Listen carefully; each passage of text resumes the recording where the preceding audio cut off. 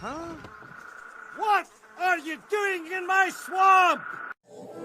Hello everybody, this is Ogreboy and I'm going to be doing my review for the 2022 movie Ticket to Paradise. So this movie's only been out for about a week, so I'm gonna keep it spoiler free. But this movie follows a divorced couple, David and Georgia, who team up and travel to Bali to stop their daughter from making the same mistake they think they made 25 years ago. And she's planning on getting married at a really young age and to a guy that she doesn't really know very well and everything, and they're trying to stop her. And that's all I'm going to say about the story. I don't want to ruin anything for anybody who hasn't seen it. Like I said, I'm keeping it spoiler free. But this movie was a lot of fun. I really enjoyed it.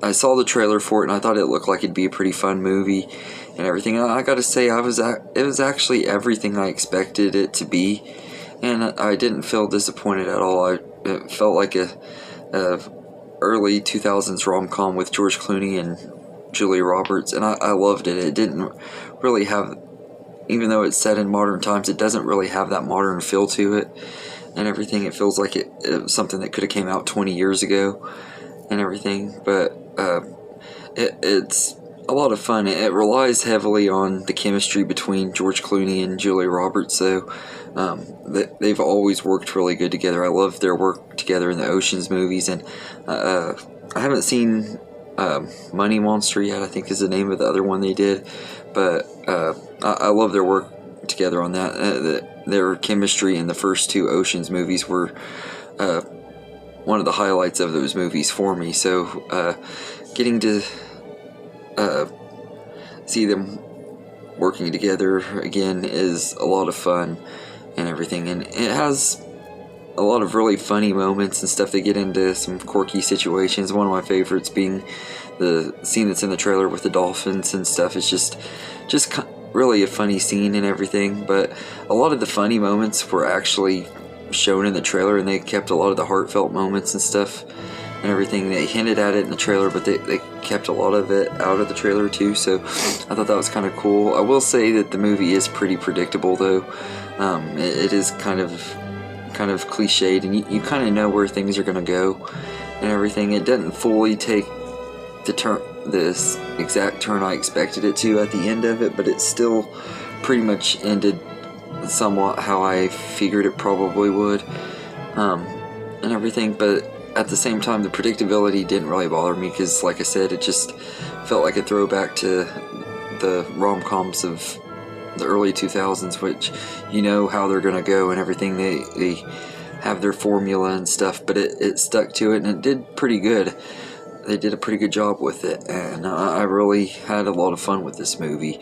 I gotta say, Caitlin Dever, who plays their daughter, also is really good in this movie. She holds her own really well with Julia Roberts and George Clooney, and has great chemistry with them. She's believable as their daughter and everything. Looking at them, you could picture her being the daughter of Julia Roberts in real life. They look similar enough and everything.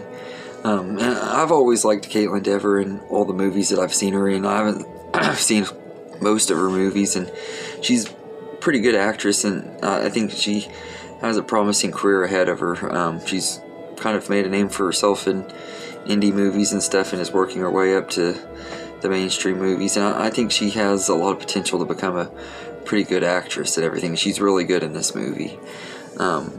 And also you got Billy Lord as her best friend, and even though she doesn't do a lot, she's mostly there for emotional support of her best friend and everything. She's still it's always a joy to watch her too. She's Carrie Fisher's daughter, and she just has a likable screen presence, and she hasn't really got her